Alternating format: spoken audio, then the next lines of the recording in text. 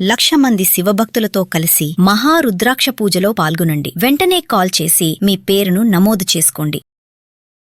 నమస్తే, welcome back to Suman TV. Present మనతో పాటు ఉన్నారు ఎనలిస్ట్ మందకృష్ణారెడ్డి గారు.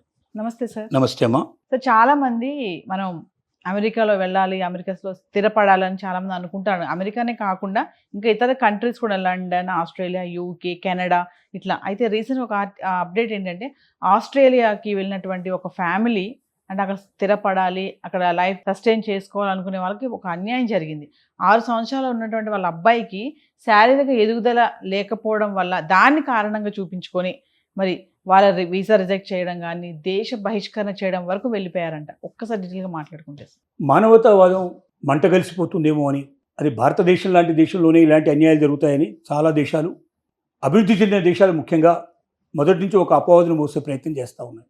హ్యుమానిటీ తక్కువ, సాటి వాళ్ళని చాలా తక్కువగా చూస్తారు, కులం పేరుతో మతం పేరుతో రకరకాలుగా హింసించే ప్రయత్నాలు చేస్తారు భారతదేశంలో అన్నట్టుగా అగ్రరాజ్యాలు మనల్ని వేలెత్తి చూపించడం అనేది ఎప్పటి నుంచో ఉన్నటువంటి ఒక అలవాటు.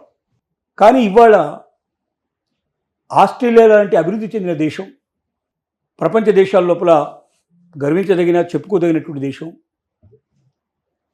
పూర్తిగా ఆర్థిక స్వాతంత్రం కలిగి ఉండి అక్కడ ఉద్యోగ ఉపాధి అవకాశాలు ఉన్నాయి, రండి అని ప్రపంచ దేశాన్ని పిలిచినటువంటి దేశం అది. అక్కడికి వెళ్ళినటువంటి భారతీయుల్లో ఒక నర్సు కుటుంబం, కేరళ నుంచి వెళ్ళారు. వాళ్ళు ముందు ఐర్లాండ్కి వెళ్ళారు. ఐర్లాండ్లో మంచి జీవితం ఉంది వాళ్ళకి. కానీ ఇక్కడ ఉన్న అవకాశాలు అంతకన్నా మెండుగా ఉన్నాయి. ఆస్ట్రేలియాలో తమ కొడుకు 6 ఏళ్ల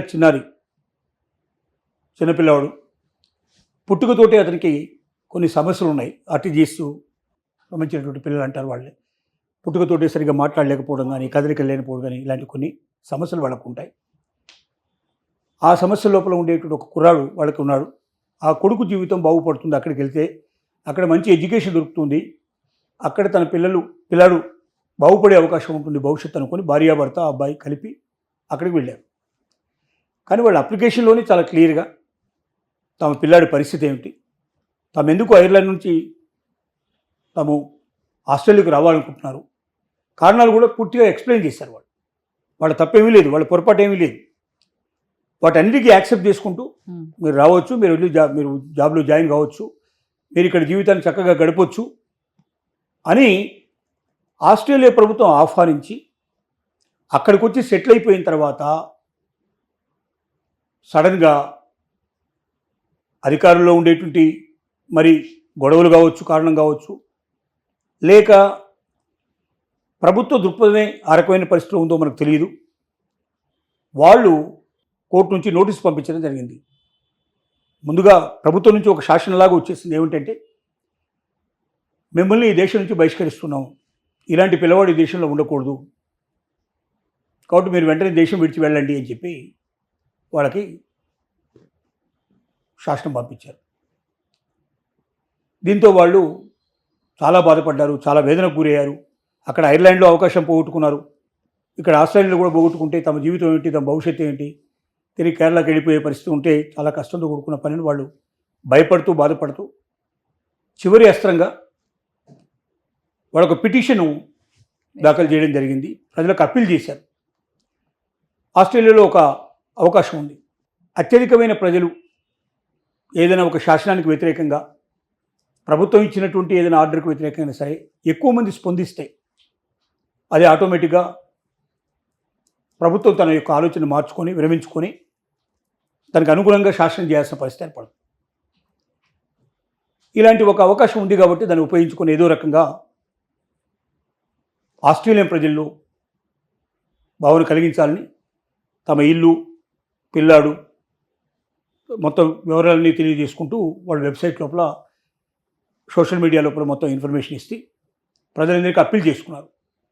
7,000కు పైగా ఇప్పటిదాకా ఆస్ట్రేలియా లోపల వాళ్ళని సపోర్ట్ చేసుకుంటూ వాళ్ళకు అనుగుణంగా వాళ్ళు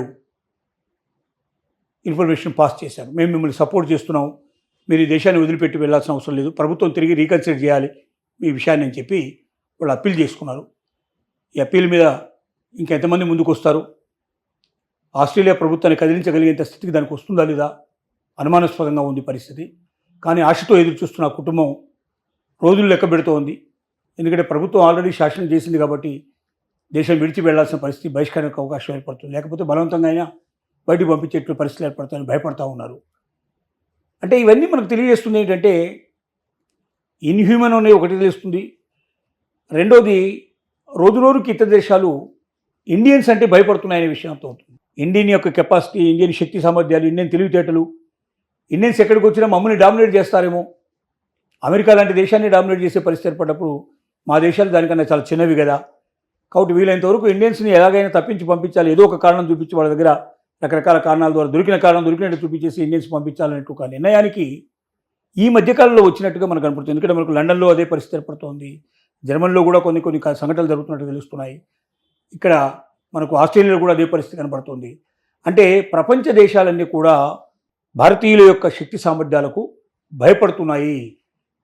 ఎక్కడ తమ దేశంని వాళ్ళు డామినేట్ చేసే పరిస్థితి ఏర్పడుతుందో, అవకాశాలని వాళ్ళు ఎగరేసుకుని పోతారేమో, మన దేశస్తులకు ఎక్కడ అన్యాయం జరుగుతుందేమో అనే ఒక భావన లోపల పెట్టుకుని ఇలాంటి ప్రవర్తనలు చేస్తున్నారా అని అనిపిస్తుంది. ఏది ఏమైనప్పటికీ ఇలాంటి మానవత్వానికి మంటగలపగలిగేటువంటి ఇలాంటి చర్యల్ని, దుశ్చర్యల్ని ఒక ఆస్ట్రేలియా ప్రజలే కాదు ప్రపంచ దేశాలన్నీ కూడా దానికి వ్యతిరేకంగా వాళ్ళని సపోర్ట్ చేసుకుంటూ ఇన్ఫర్మేషన్ ఇచ్చి ఆ పిల్లవాడిని సేవ్ చేయాల్సిన పరిస్థితి ఉంది, ఆ కుటుంబాన్ని సేవ్ చేయాల్సిన అవసరం ఉందని మనం అప్పీల్ చేస్తున్నాం. Thank you.